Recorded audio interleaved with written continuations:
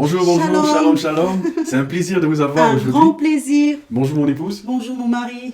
C'est également un plaisir encore renouer, Un grand de renouer plaisir. avec le Christ, de renouer avec la parole divine. Tout à fait. Nous allons voir quelque chose d'assez intéressant aujourd'hui. Très intéressant. C'est quoi?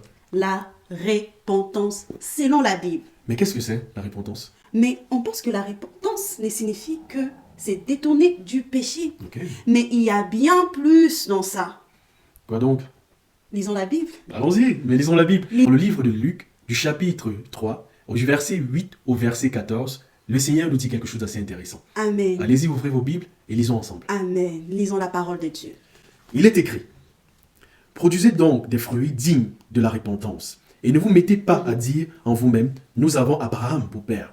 Car je vous déclare que de ces pierres, Dieu peut susciter des enfants à Abraham. Déjà, même la cognée est mise à la racine des arbres. Tout arbre, donc, qui ne produit pas de bons fruits, sera coupé et jeté au feu. La foule l'interrogeait, disait: que devons-nous faire?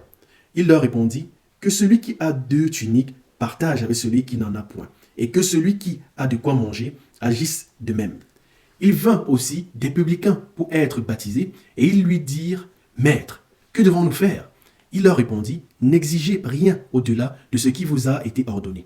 Des soldats aussi lui demandèrent: et nous, que devons-nous faire? Il leur répondit: ne commettez ni extorsion ni fraude envers personne, et contentez-vous de votre solde.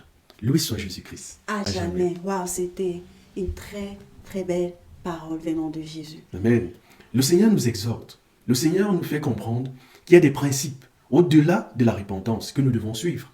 Et ces principes-là nous montrent à travers les écrits les différentes manières que nous pouvons matérialiser, disons, notre foi. Le Seigneur prend des exemples assez concrets, des exemples dont des publicains qui viennent auprès de lui et qui lui posent des questions que les chrétiens peuvent se poser au quotidien.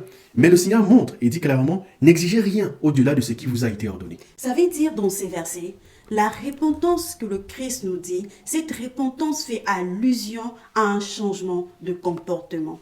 Magnifique. Donc, la repentance exige un changement de comportement. Oui, la repentance, c'est accepter le Seigneur Jésus comme son sauveur et maître. Mais Luc vient rajouter ceci. Il dit que dans cette repentance, nous devons changer notre caractère. La repentance doit venir affecter notre manière de marcher, notre caractère, notre comportement, notre attitude, parce qu'on ne peut pas recevoir Christ et rester le même. C'est ça. Parce que Jésus lui-même, il dit: soyez mes imitateurs, nous devons marcher comme lui, nous devons être comme lui, nous devons aimer nos prochains, nous devons pardonner. Ça veut dire que la repentance ne s'arrête pas seulement à accepter le Christ, Tout à fait, tout à fait. mais après avoir accepté Jésus, Oh. nous devons changer notre marche. Ça veut dire nous convertir réellement. Ça veut dire que notre entourage doit remarquer la différence Mhm.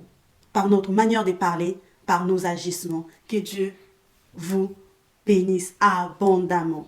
Amen. Que Dieu nous bénisse tous, Amen. bien-aimés. Shalom, shalom. Shalom.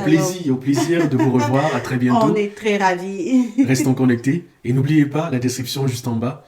Nous Tout sommes à là, fait, bien-aimés. tout à fait. Soyons tous ensemble bénis. Amen. À Que très Dieu bientôt. vous bénisse. Ciao. Ouais.